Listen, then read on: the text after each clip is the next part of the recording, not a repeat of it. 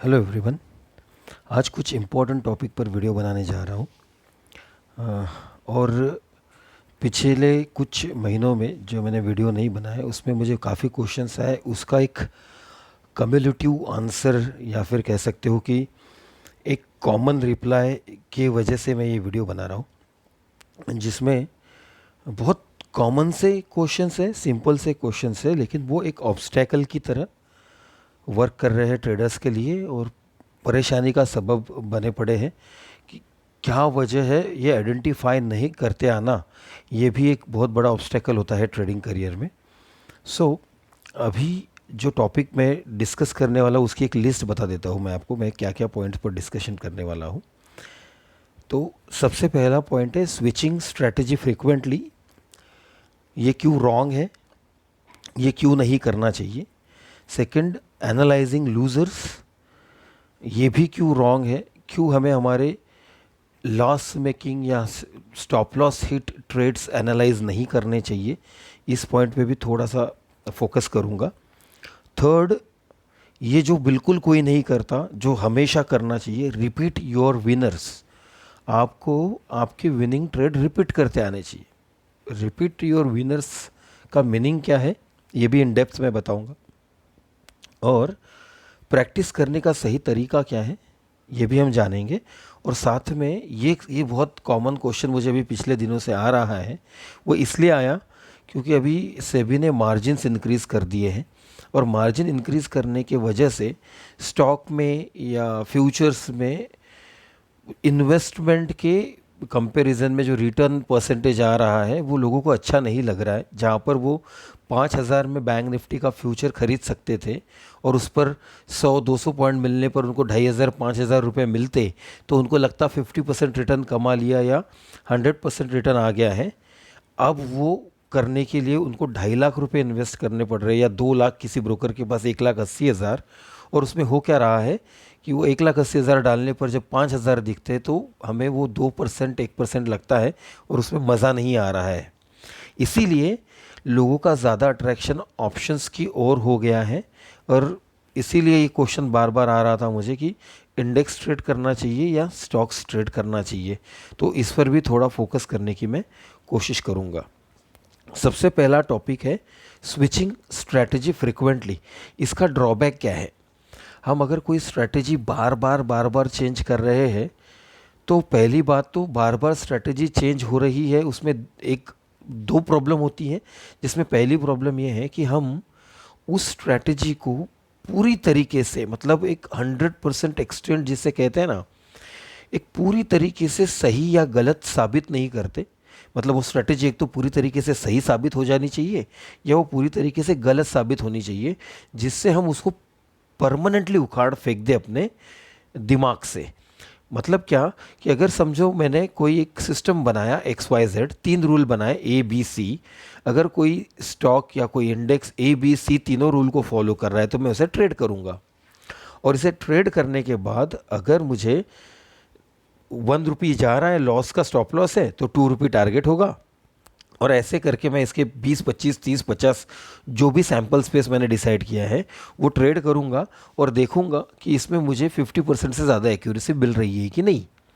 अगर मिल रही है तो सिस्टम कंटिन्यू करूंगा, अगर नहीं मिल रही है तो मैं सिस्टम को बंद कर दूंगा।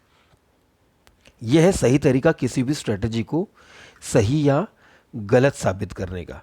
लेकिन हम करते क्या है, हमारे अगर विनर्स आप देखोगे तो बिल्कुल छोटे छोटे, क्योंकि क्या होता है हमने लगाया होता है 10 रुपये का स्टॉप लॉस इंट्राडे में।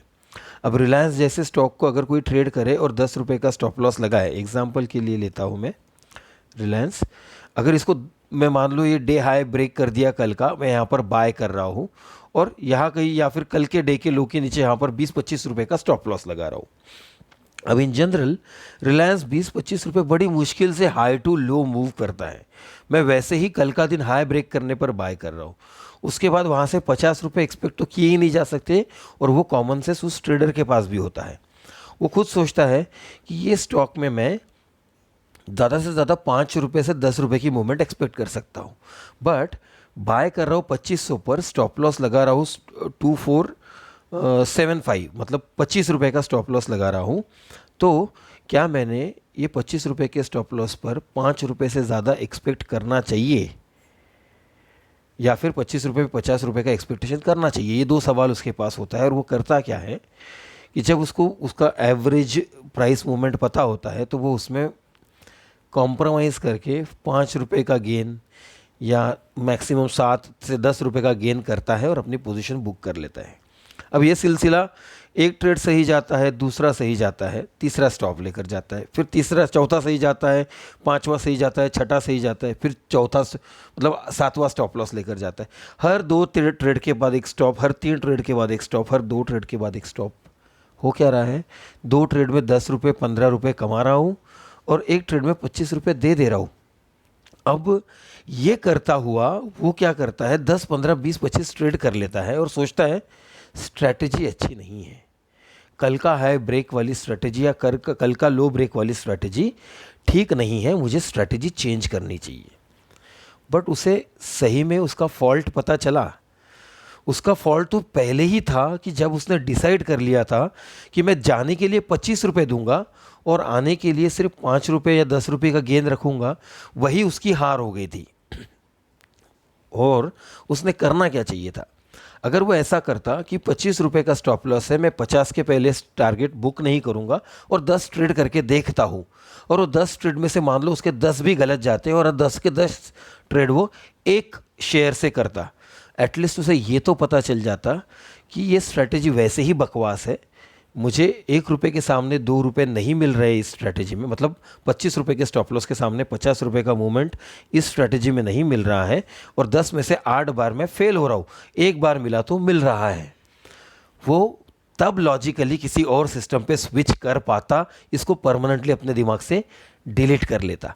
लेकिन जब आप खुद ही अपने टारगेट को इतना छोटा रख रहे हो कि आप दुनिया की कोई भी स्ट्रैटेजी यूज़ कर लो, आप खुद मैथ्स करके देखो, मैं दुनिया की कोई भी मूविंग एवरेज, पैराबोलिक सार, स्टोकेस्टिक आरएसआई कुछ भी यूज़ कर लूँ, अगर 25 रुपये का स्टॉप लॉस लगाऊँ और 5 रुपये बुक करूँ तो 80% एक्यूरेसी वाला भी सिस्टम मुझे 5 में से 4 ट्रेड में 20 रुपये देगा और एक ट्रेड में 25 लेकर चला जाएगा।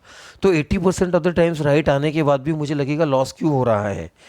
मैं कभी अपने सिस्टम में राइट फ्लॉ आइडेंटिफाई नहीं कर पाऊंगा। सो राइट वे में फ्लॉ आइडेंटिफाई करने के लिए आपको क्या करना है, आपको अपने रिस्क रिवार्ड रेशियो को स्ट्रिक्ट रखना है। अगर आपने बहुत अच्छे अच्छे फॉरेन ट्रेडर्स या इंडियन ट्रेडर्स से सुना होगा, risk reward is the holy grail. Risk reward अच्छा होना चाहिए तो ही आप इसमें कुछ कर सकते हो। और इस तरीके से जब आप स्ट्रैटेजी स्विच करते जाओगे तो कभी भी साइकोलॉजिकली और ट्रेडिंग वाइज सेटल नहीं हो पाओगे। इसलिए फ्रिक्वेंटली स्ट्रैटेजी स्विच करने के बजाय एक रोबस्ट वे कि स्ट्रैटेजी सही है या गलत है जानने का तैयार कीजिए और उस पर बार बार सिस्टम को टेस्ट कीजिए, और जिस समय सिस्टम 50% से ज़्यादा एक्यूरेसी वाला मिल जाए उसे कंटिन्यू कीजिए। यह है why you should not switch your system frequently। दूसरा है एनालाइजिंग लूजर्स। ये एनालाइजिंग लूजर्स में क्या फॉल्ट है? एनालाइजिंग लूजर्स में फॉल्ट ये है, आप मुझे एक बात बताइए, अगर मान लो जैसे मैंने कल ओबरॉय रियल्टी ट्रेड किया था, ठीक है, अभी इसमें ट्रेड क्यों किया था इसका मैं रीजनिंग भी बताऊंगा। अब ओबरॉय रियल्टी ट्रेड किया था, मेरा एंट्री यहाँ कहीं था 926 927 पर, और स्टॉप लॉस 920 के पास था, मतलब 7 रुपये का स्टॉप लॉस था। वो 927 से कंटिन्यूसली गया 965, मतलब 927 से 960 की मूवमेंट जो होती है वो 33 पॉइंट की है, 33। तो मुझे लगभग 1:4 1:5 मिल रहा था, तो मैंने 1:2 पे ट्रेल कर दिया और मेरा ट्रेलिंग स्टॉप लॉस हिट हो गया। अभी जैसे एग्जांपल दिखाता हूँ मैं आपको, ये देखिए, ये कुछ एक स्क्रीनशॉट मैंने इसलिए लिए कि जस्ट बिकॉज कि मैं कैसे स्टॉक शॉर्टलिस्ट करता हूँ, आपको स्टॉक शॉर्टलिस्ट करने का, मेरे ट्रेनिंग को कैसे स्टॉक बेचता हूँ, कैसे हेल्प करता हूँ, ये मैं बता रहा हूँ आपको। जैसे ये बर्जर पेंट शॉर्टलिस्ट किया है, इंडस टावर शॉर्टलिस्ट किया है, आईसील शॉर्टलिस्ट किया है, उसके बाद इंडस पावर स्टील फेज़ 1 लिखा है, ओबरॉय रियल्टी ट्रेडेड लिखा है, स्मॉल रिस्क टेकन लिखा है, Oberoi realty gain excellent move more than 1:2, now trade at 1:2, और 1:2 पे स्टॉप लॉस गया, ये क्लियर लिखा हुआ है।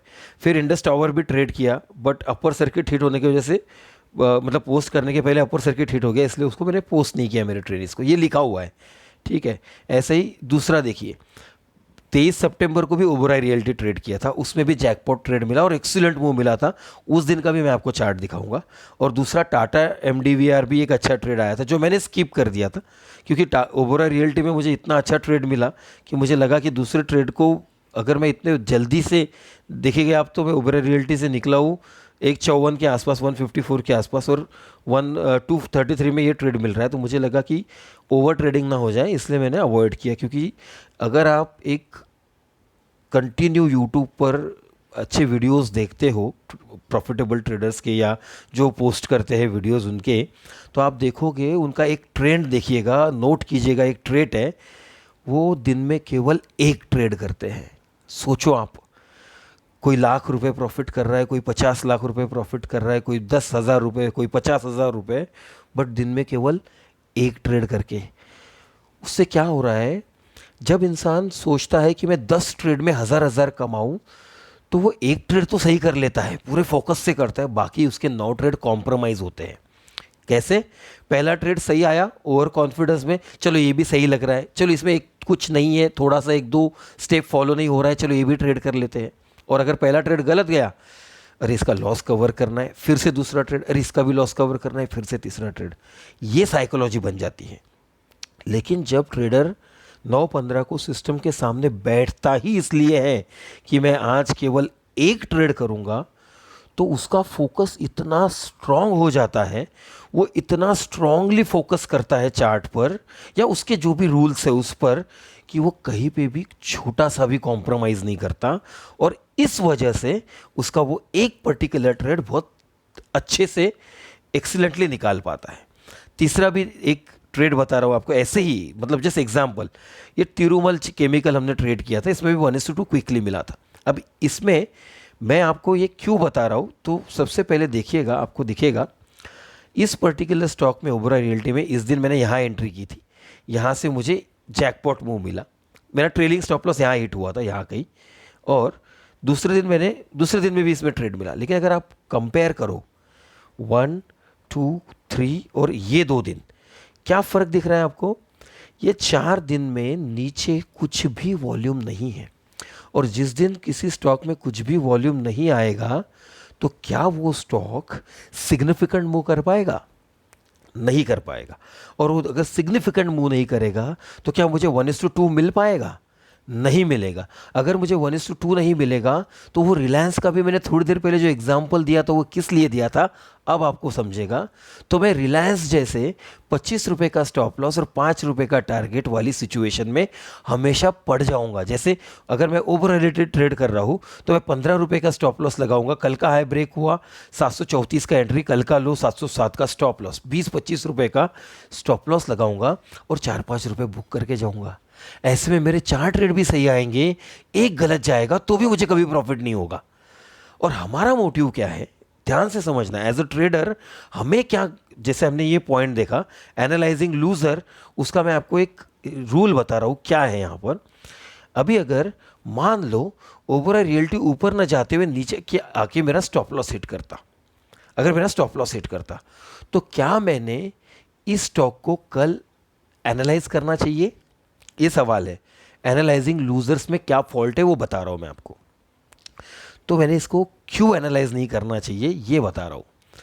अपना सबकॉन्शियस ब्रेन इस तरह से ट्रेन होता है, जिसमें हम लोग करते क्या है, हम उसको कुछ चीज़ें फीड करते हैं। जैसे मैं बाइक 10 साल से चला रहा हूँ, तो मेरे सबकॉन्शियस में बाइक चलाने का मैकेनिज़्म इस तरीके से स्टोर हो चुका है कि जब भी मैं बाइक चलाता हूँ, मान लो मैं किसी के साथ ब्लूटूथ पर फ़ोन पर बात कर रहा हूँ, मेरा ब्रेन कंप्लीटली उसकी बातों पर फोकस्ड है, फिर भी ऑटोमेटिकली अगर कोई सडनली बीच में आ जाता है, तो मेरा पैर ऑटोमेटिक ब्रेक पर चला जाता है और मेरा गाड़ी रुक जाता है। उस समय मेरा ब्रेन किसी के साथ बात करने में व्यस्त था, और उसमें मेरे पैर ने ऑटोमेटिकली ब्रेक पुश किया, ब्रेन ने कमांड न देते हुए भी, क्योंकि सबकॉन्शियस माइंड में ये कमांड्स ऑलरेडी स्टोर्ड है। तो जिस चीज़ को मैं बार बार लगातार देखूंगा वो चीज़ मेरे ब्रेन में स्टोर हो जाएगी। तो क्या मैंने अगर लॉस वाले ट्रेड्स ही कंटिन्यू एनालाइज करते रहा, बुरा नहीं है। क्या नहीं करना है ये पता चल रहा है, ठीक है, बट क्या करना है ये पता चल रहा है क्या? नहीं चल रहा है। मतलब क्या विनर्स की इमेज मेरे माइंड में स्टोर हो रही है क्या? मेरे माइंड में तो लूजर्स की इमेज स्टोर हो रही है। इसको नहीं करना, यहां तक ठीक है, फिर करना क्या है? तो विनर्स की इमेज तो मेरे माइंड में है ही नहीं। इसलिए लूजर वाले ट्रेड को जो एनालाइज करता है, सबसे पहला फॉल्ट वो समझता है उसका वो ट्रेड गलत है। अगर आपका ट्रेड एनालाइज करने का तरीका ये है कि अगर स्टॉप लॉस हिट हुआ तो ट्रेड गलत और टारगेट आया तो ट्रेड सही, तो सबसे बड़ी मिस्टेक तो यही है। क्योंकि ट्रेड सही ही होता है जब आप एंट्री करते हो। अगर वो सही नहीं होता, अगर वो सारे रूल फॉलो नहीं करता, तो आप एंट्री करते क्या? मतलब जब आप एंट्री कर रहे हो उसी समय आपका पूरा ट्रेड सही है, फिर वो रिजल्ट नहीं मायने रखता। रिजल्ट बिल्कुल भी मायने नहीं रखता कि स्टॉप लॉस हिट हो रहा है या टारगेट आ रहा है। सबसे ज़्यादा मायने क्या रखता है कि अगर आपका स्टॉप लॉस हिट हो रहा है तो आपने रूल फॉलो किए थे, पार्ट एंड पार्सल है, 10 में से 5 बार स्टॉप लॉस तो हिट होगा ही, 4 बार, 5 बार, 6 बार स्टॉप लॉस हिट होगा ही। मुझे उसमें अपने लॉस को मिनिमाइज रखना है और अपने प्रॉफिट वाले ट्रेड्स में मुझे एक्सटेंड जैकपॉट ट्रेड्स बुक करने हैं। जैसे मैंने अभी आपको बताया, इसमें दोनों दिन, इस दिन मुझे 1:7 तक गया था और इस दिन 1:4 तक गया था। वैसे तिरुमल का मैंने आपको ट्रेड बताया, उसका भी एक चार्ट बता देता हूँ और फिर आपको उसमें कॉमन क्या है पता चलेगा। देखो, तिरुमल इस दिन ट्रेड किया मैंने, और अगर आप देखो तो इस दिन इसमें भी जैकपॉट मूवमेंट है। अब जैकपॉट मूवमेंट का मतलब क्या है कि 1:3, 1:4, 1:5। अब अच्छे से समझना, जब मैं वो रिलायंस का एग्जाम्पल दे रहा था उस समय मैं क्या कह रहा था कि आपको कुछ ऐसा सिस्टम ढूंढना पड़ेगा जहाँ पे 1:2, 1:3, 1:4 इंट्राडे में आपको मूवमेंट मिले, अगर आप इंट्राडे ट्रेडर हो तो। पहले तो आप किस किस्म को बिलोंग करते हो, आपको क्या सूट करता है, इंट्राडे सूट करता है, पोजिशनल ट्रेड सूट करता है, ये आपको खुद को पहले एनालाइज करना पड़ेगा, आपका नेचर क्या है उस पर। तो आगे बढ़ते हैं। मैंने इसलिए कहा कि अब रिपीट योर विनर्स। अब विनर को रिपीट क्यों करना है? फिर से वही, अपना ब्रेन जब आप किसी चीज़ को देखते हो, जैसे मैं अभी फॉर एग्जांपल इस चार्ट को कंटिन्यूअस देखता रहूँ, 1 घंटे तक ऐसे 15 चार्ट देख लूँ, 1 घंटे तक ऐसे 15 चार्ट देख लूँ, और उसके बाद फिर 1 घंटे बाद, फिर 10 घंटे बाद, फिर 15 घंटे बाद, फिर रोज़ रोज़ रोज़ रोज़ इनको देखता रहूँ, तो इनकी इमेज, एग्जैक्टली इमेज, जैसे भी एग्जांपल मैं आपको एक ड्राइंग बना के दिखाता हूँ, जो मैं बताने की कोशिश कर रहा हूँ, शायद आपको समझ में आ जाए। अगर आप देखो तो एग्जैक्टली तिरुमल का चार्ट ऐसे ही है, देखो यहाँ पर बिल्कुल वैसी मूवमेंट है। ये क्या किया है मैंने इन चार्ट्स को इतनी बार रिपीटेडली देख लिया कि जब विनर आता है, जब मुझे किसी स्टॉक में विनर मिलता है तो वह कैसे दिखाई देता है, जब मुझे किसी स्टॉक में जैकपॉट लगता है वो कैसे दिखाई देता है, वो मैंने अपने ब्रेन को ट्रेन कर दिया उस चीज़ पर। और जब भी वैसी सिचुएशन लाइव मार्केट में आती है, मैं इमीडिएटली उसको ग्रैब करने के लिए जंप करता हूँ। मतलब मैं क्या कर रहा हूँ, मैं अपने विनर्स को इस तरीके से प्रैक्टिस कर रहा हूँ। देखिए, यहाँ पे मैंने उस टॉपिक में और एक चीज़ लिखी है, हाउ टू प्रैक्टिस।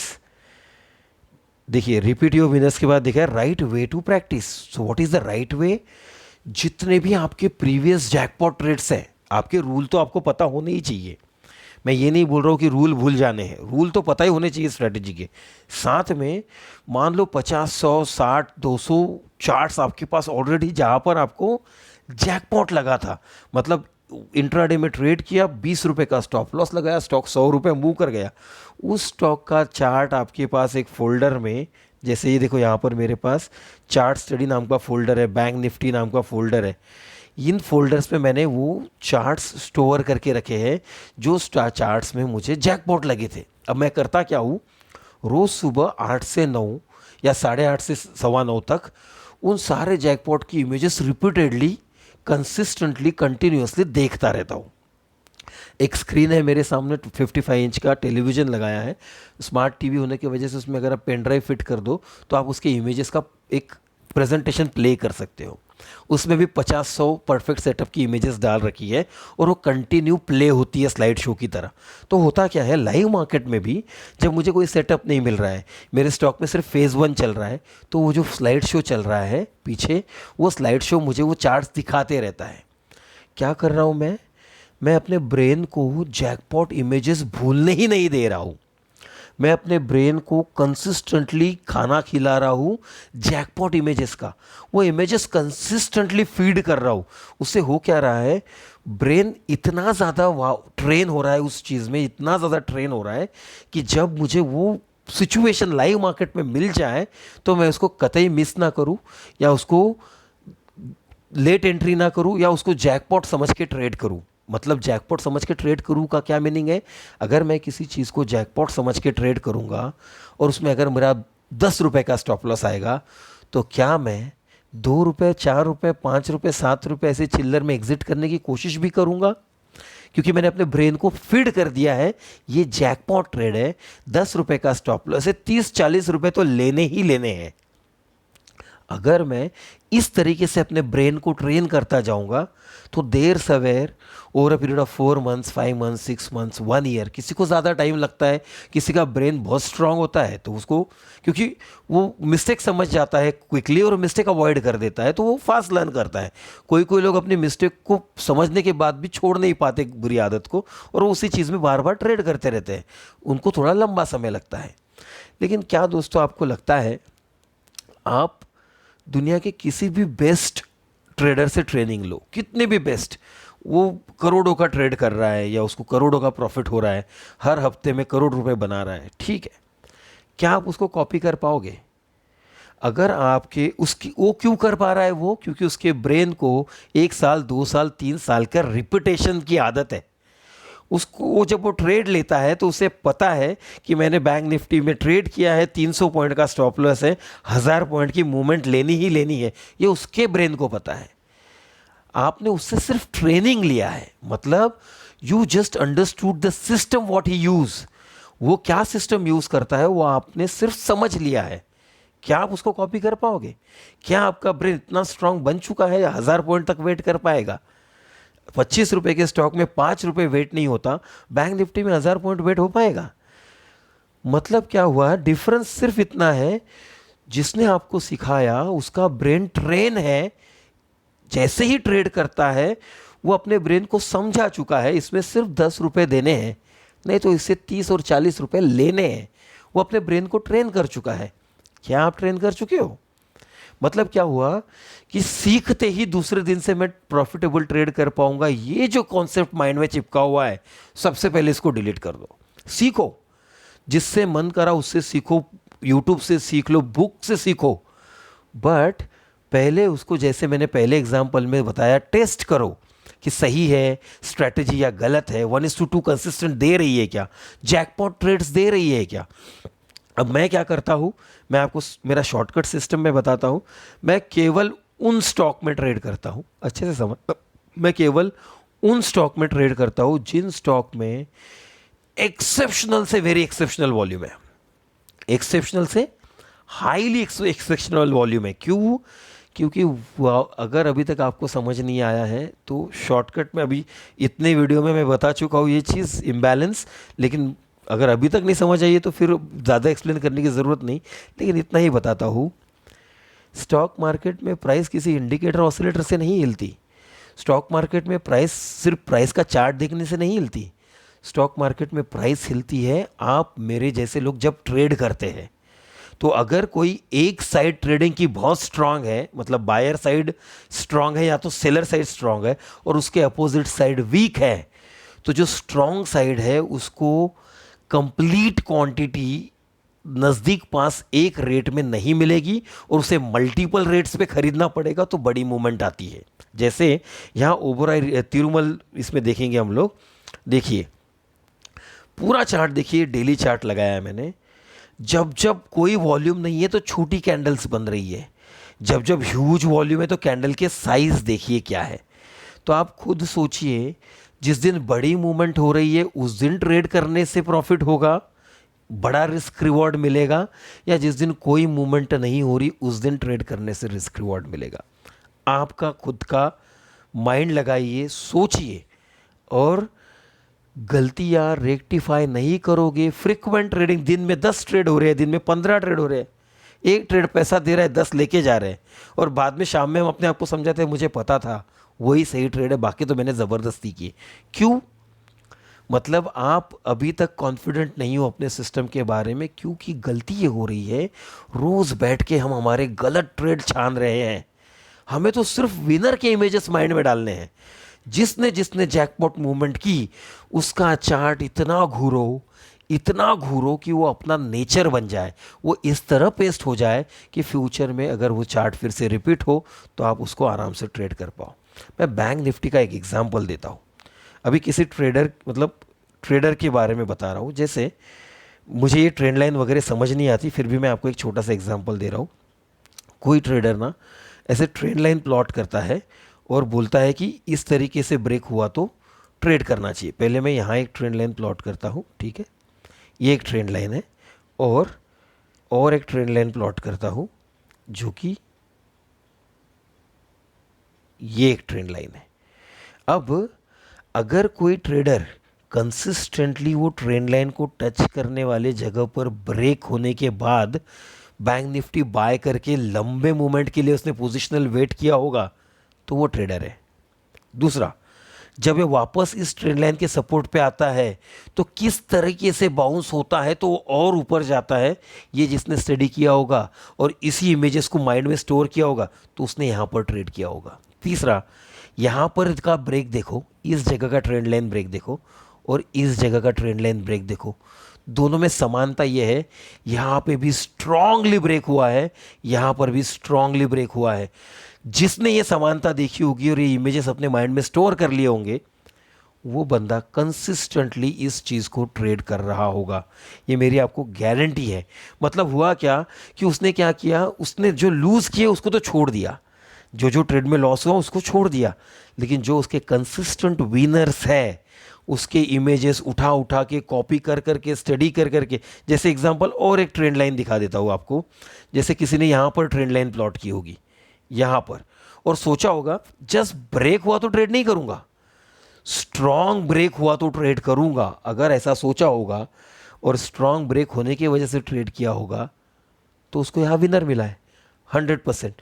तो मतलब हो क्या रहा है कि जब ट्रेडर उसके विनर्स के इमेजेस स्टोर करता है, जब ट्रेडर कंसिस्टेंटली उस विनर को कॉपी करता है, कंसिस्टेंटली उसी सिस्टम को यूज़ करता है, तब जाकर एक 100 चार्ट्स, 200 चार्ट्स, 300 चार्ट्स, किसी किसी को 1000 चार्ट्स के ऑब्जर्वेशन के बाद वो कॉन्फिडेंस आता है और फिर वो सारे झमेलों से निकल जाता है। इंट्राडे वाले मिस्टेक्स, जो रिटेल ट्रेडर के मिस्टेक्स है, उसमें से निकल जाता है और इतना ही फोकस करता है, एक ही ट्रेड करूंगा, बट मेरी जैकपॉट वाली इमेज दिखेगी तो ट्रेड करूंगा, नहीं तो ट्रेड नहीं करूंगा। ये जब कॉन्फिडेंस उसमें आ जाता है तो उसकी journey towards consistent profitable. Consistent profitable का मतलब ये नहीं होता कि हर ट्रेड सही जाएगा। कंसिस्टेंट प्रॉफिटेबल ट्रेडर का मतलब होता है कि उसका जो लूजिंग ट्रेड है वो रुपया लेकर जा रहा है और विनिंग ट्रेड उसको 2, 3, 4, 5 रुपए देकर जा रहा है। तो वो 5 बार सही आ रहा होगा, 5 बार गलत आ रहा होगा, तो भी पैसा आ रहा है, जा नहीं रहा है। मतलब आपको जीतने के लिए ट्रेड नहीं करना है, आपको हारते समय कम हारना है और जीतते समय ज़्यादा जीतना है। यही स्टॉक मार्केट का बहुत बहुत इम्पॉर्टेंट होली ग्रेल जिसे कहते हैं, वो है रिस्क रिवार्ड स्ट्रॉन्ग दे सके ऐसा ही सिस्टम बनाओ। और शॉर्टकट में लास्ट में एक क्वेश्चन रिपीटेडली जो आया था, इंडेक्स और स्टॉक, तो मैं अगर आपको बताऊं, जैसे हम कहते हैं graduation and post graduation, graduation easy होता है, पोस्ट ग्रेजुएशन हार्ड होता है, एमबीबीएस ईजी होता है, मास्टर ऑफ सर्जरी डिफ़िकल्ट होता है। वैसे ही स्टॉक्स अगर आप देखो तो इजी है क्योंकि वो ट्रेंड करते हैं। जैसे मैंने आपको दिखाया, अभी एक स्टॉक निकाला ओबोरॉय, अब देखो जब ट्रेंड करना स्टार्ट किया, ट्रेंड मतलब क्या, जब वॉल्यूम से, जब वॉल्यूम नहीं है तो खुद देख लो क्या पड़ा हुआ है, स्टॉक बिल्कुल डेड है और जब वॉल्यूम स्टार्ट हुआ तो क्या किया उसने, 740 का 960, कितने दिन में, 3 दिन में 740 रुपये की चीज़ 960 रुपये हो रही है, जस्ट इन 3 डेज। अगर कोई चीज़ 3 दिन में 200 रुपये का गेन दे रही है 800 रुपये के स्टॉक में, मतलब 25 से 30% गेन दे रही है, क्या इंडेक्स ऐसा गेन दे सकता है? नहीं देख सकता। मतलब स्टॉक इजी क्यों है कि अगर आपको एक बार स्टॉक का वो गिमिक समझ में आ गया कि कब स्टॉक सिग्निफिकेंट मूवमेंट करते हैं, जैसे मैंने आपको ओबेरॉय रियल्टी दिखाया या फिर अभी गोदरेज प्रॉपर्टीज दिखाता हूँ, ये और एक ट्रेड किया था हमने। देखो जहाँ पर एक्सेप्शनल वॉल्यूम स्टार्ट हुआ स्टॉक में, जब तक वॉल्यूम नहीं है डेड मूवमेंट है। जहाँ एक्सेप्शनल वॉल्यूम स्टार्ट हुआ वहाँ से क्या किया स्टॉक ने, 1700 की चीज़ 2300 रुपये। गोदरेज प्रॉपर्टीज़ है ये, एक है IRCTC, इसको भी देख लो। यहाँ साइडवेज पड़ा हुआ है और जिधर से वॉल्यूम स्टार्ट हुआ वहाँ से 2900 का स्टॉक 4000 रुपये। क्या हो रहा है? क्या बिना वॉल्यूम के मूवमेंट है? और मैं जब वॉल्यूम कहता हूँ, please do not misunderstand, volume मतलब नॉर्मल वॉल्यूम की तो बात ही नहीं करता मैं जब बोलता हूँ तो वो वॉल्यूम की बात करता हूँ जो आप मेरे जैसे नॉर्मल आम आदमी नहीं क्रिएट कर सकते। इंस्टीट्यूशनल एक्सेप्शनल इम्बैलेंस वॉल्यूम, ऐसे ही स्टॉक ट्रेड करता हूँ मैं। और ऐसे ही स्टॉक ट्रेड करने पर लॉस होता है तो 1% निकल जाता है, 1.5% निकल जाता है, प्रॉफिट होता है तो 5% 6% तो ऐसे ही मूव कर जाते हैं स्टॉक। मतलब क्या हुआ, stock is easy because they move 10-20% in a day. अगर आपको राइट स्टॉक पकड़ना आ गया या फिर राइट स्टॉक ढूंढना आ गया सिग्निफिकेंट मूवमेंट वाला, तो आपको देर सवेर समझ आ जाएगा कम रिस्क में ज़्यादा गेन कैसे करते हैं। और इंडेक्स क्यों नहीं? क्योंकि इंडेक्स जैसे आपको पता है 60-65% टाइम्स साइडवेज पड़ा रहता है, 35-40% ऑफ द टाइम्स ट्रेंडिंग होता है। तो जो इंडेक्स करने जाते हैं वो जो 30-35% जो ट्रेंडिंग टाइम है उसमें 100 पॉइंट बैंक निफ्टी में जमा करते हैं। और जब वो साइडवेज पड़ जाता है 3-3, 4-4, 5-5 कंटिन्यूस दिन या हर दूसरे दिन, उस दिन 200-200, 300-300 पॉइंट का फटका खाते हैं। मतलब क्या होता है कि गेन करते समय 100 पॉइंट आ रहा है, जाते समय 200-200, 300-300 पॉइंट जा रहा है। आई होप यू अंडरस्टैंड कि मेरे हिसाब से जो पहली सीढ़ी है स्टॉक मार्केट की वो स्टॉक्स है। स्टॉक्स बहुत अच्छे से करने आ गए, स्टॉक्स पे कमांड आ गई, पता चल गया कि आप मुझे तो जैकपॉट स्टॉक ढूंढना है, मतलब जैकपॉट सेटअप वाली इमेज ढूंढनी है और उसे ट्रेड करना है। वो आदत लगने के बाद index is the next stage, because index according to me index is difficult to trade compare to stocks. I hope आपको ये वीडियो थोड़ा लेंदी हुआ है, बहुत दिनों के बाद बनाया है और पता भी नहीं मुझे कि इसके बाद कब वीडियो बनाऊंगा मैं। बट मैं ये वीडियो का मोटिव सिर्फ इतना है, आपको ये जानना पड़े या पता चल जाए कि इस स्टॉक मार्केट में जब तक आप 1 रुपये का खोने के सामने 4 रुपये गेन नहीं कर सकते, 3 रुपये गेन नहीं कर सकते, आपको सरवाइव करना मुश्किल होगा। क्योंकि वही 4 रुपये आप 10 अलग ट्रेड से कमाने की कोशिश करोगे और 10 के 10 ट्रेड तो भगवान की भी नहीं सही जाएगी आप अपने स्टॉक मार्केट में। तो आशा करता हूँ जो भी मैं समझाने की कोशिश कर रहा था, कुछ जो मेरे कंटिन्यूस व्यूअर्स हैं उन तक ये वर्ड पहुँचे, उनको समझ में आए कि क्या मिस्टेक हो रही है और वो आसानी से इसको ट्रेड कर पाए। थैंक यू दोस्तों।